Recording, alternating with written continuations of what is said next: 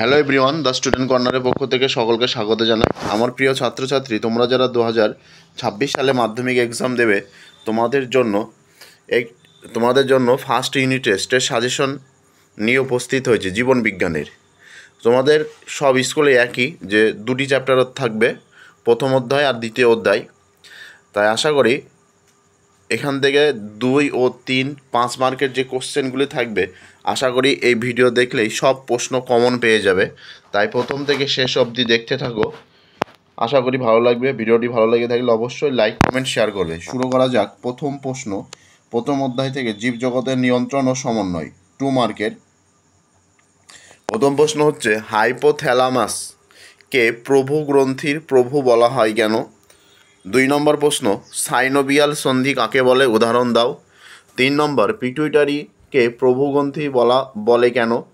পরের প্রশ্ন, একটি সহজাত ও একটি অভ্যাসগত প্রতিবর্ত ক্রিয়ার উদাহরণ দাও। 5 নম্বর, প্রেস বায়োপিয়ার কারণ কি? 6 নম্বর প্রশ্ন, চোখে ছানি পড়ার কারণ কি? 7 নম্বর, মাছের গমনে পটকার ভূমিকা লেখো। 8 নম্বর প্রশ্ন, ট্রপিক চলন ও ট্যাকটিক চলনে দুটি পার্থক্য লেখো। পরের প্রশ্ন, পার্থেনোজেনেসিস কাকে বলে? পরের প্রশ্ন দেখো, স্নায়ুতন্ত্র ও হরমোনের পার্থক্য লেখো। পরের প্রশ্ন, মেনিনজেস কাকে বলে? পরের প্রশ্ন, টেস্টোস্টেরন হরমোনের উৎস ও কাজ লেখো।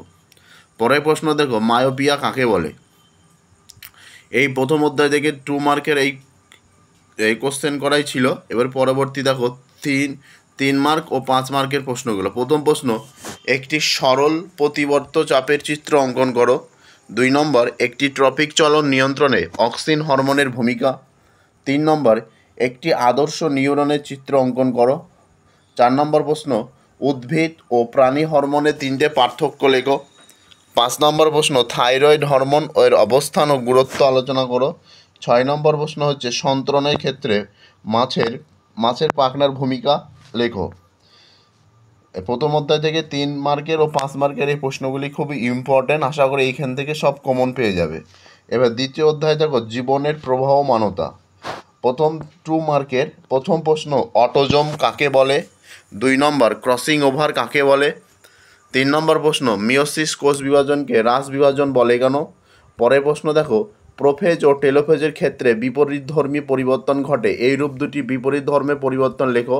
পরের প্রশ্ন দেখো, কোষচক্র কাকে বলে ও কোষচক্রের দশাগুলির নাম কি? পরের প্রশ্ন দেখো, মাইটোসিসকে সমবিভাজন বলার কারণ কি? পরের প্রশ্ন দেখো, ক্রোমোজোম ও ক্রোমোটিভের পার্থক্য লেখো।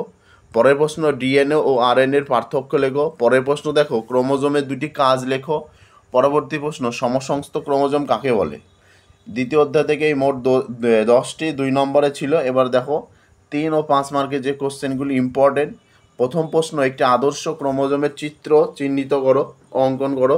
2 নম্বর, যৌনক্রম কাকে বলে ও ফার্নের যৌনক্রম সংক্ষেপে আলোচনা করো। 3 নম্বর, একটি ইউক্যারিওটিক ক্রোমোজোমের নিম্নলিখিত অংশগুলির গুরুত্ব ব্যাখ্যা করো। পরবর্তী প্রশ্ন দেখো, সেন্ট্রোমিয়ার ও টেলোমিয়ার জীবের বৃদ্ধি, প্রজনন ও ক্ষয়পূরণ কীভাবে কোষ বিভাজন দ্বারা নিয়ন্ত্রিত হয়। পরবর্তী প্রশ্ন, একটি কোষ চক্রের এন্টারফেরেজের বিভিন্ন দশায় কী কী ধরনের রাসায়নিক উপাদান সংশ্লেষিত হয়।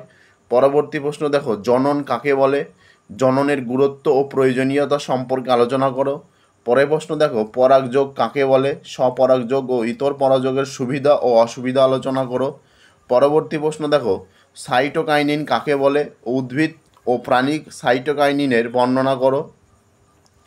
পরবর্তী প্রশ্ন দেখো, মাইটোসিস কোষ বিভাজনের অ্যানাফেজ ও টেলোফেজের বর্ণনা করো। পরের প্রশ্ন, মিওসিস কোষ বিভাজন কাকে বলে? এটি কোথায় সম্পূর্ণ হয়, এর তাৎপর্য লেখো।